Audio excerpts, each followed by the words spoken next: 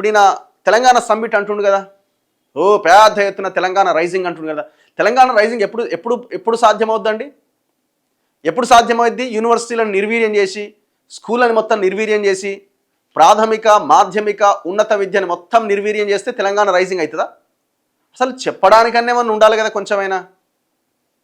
విద్య అందించకుండా, ఆ విజ్ఞానం లేకుండా ఏ రకంగా తెలంగాణ రైజింగ్ అవుతుంది? అంటే వేరే వేరే రాష్ట్రాల నుంచి, వేరే దేశాల నుంచి ఇక్కడ ఎంప్లాయీస్ని డంప్ చేసి అప్పుడు తెలంగాణ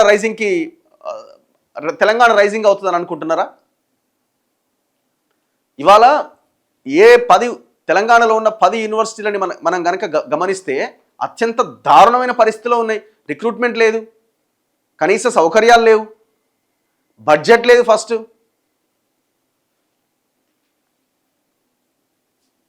బాగుంది, పోయిన వాళ్ళకంటే వీళ్ళు బెటర్.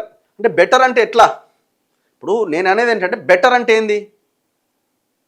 ఫ్రీ బస్ ఇవ్వడం బెటరా? ఉచిత కరెంటు 200 యూనిట్ల వరకు ఇవ్వడం బెటరా? పోయినా ఆయన అంత అరాచకం లేదు అని అనుకొని సంతృప్తి పడాలనా? ఈ కంపారిజన్ అనేది రాంగ్. మార్పు అంటే మార్పు లాగానే ఉండాల. అవినీతి ఏమన్నా ఆగిందా? పోనీ అట్లానే చెప్పండి. ఏం ఆగలేదే? అదే భూముల మీద అదే నాయకులు విచ్చలవిడిగా పడుతున్నారు, ఎక్కడికక్కడ కావలసినంత లేపుతున్నారు. సాటిస్ఫైడ్ లేరు. సరే, ఒక 10-20% కాంగ్రెస్ ఓట్ బ్యాంక్ ఇదంతా కొంత అనుకూలంగా ఉండొచ్చు, కానీ గత గవర్నమెంట్తో కంపేర్ చేసుకుంటే ఆహా ఓకే కదా అని అనుకునే వాళ్ళు కొంతమంది ఉండొచ్చు. కానీ సో పూర్తి స్థాయిలో కనీసం ఒక 40-50% ప్రజలు ఓకే పర్లేదు అనుకునే సిచ్యువేషన్ లేదు. ఎక్కడ రైజింగో ఏంటో అర్థం కావట్లే.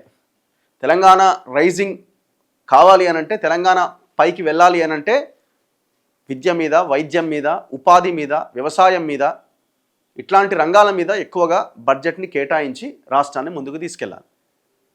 మొత్తం బెల్ట్ షాపులన్నీ పెట్టేసి వైన్ షాపులని ప్రోత్సహించి ఎంత ఆదాయం అంటే అంత ఆదాయం రావడానికి ప్రయత్నించి దాదాపు మొన్న 5 రోజులలో 1000 కోట్లు తాగినట్టు.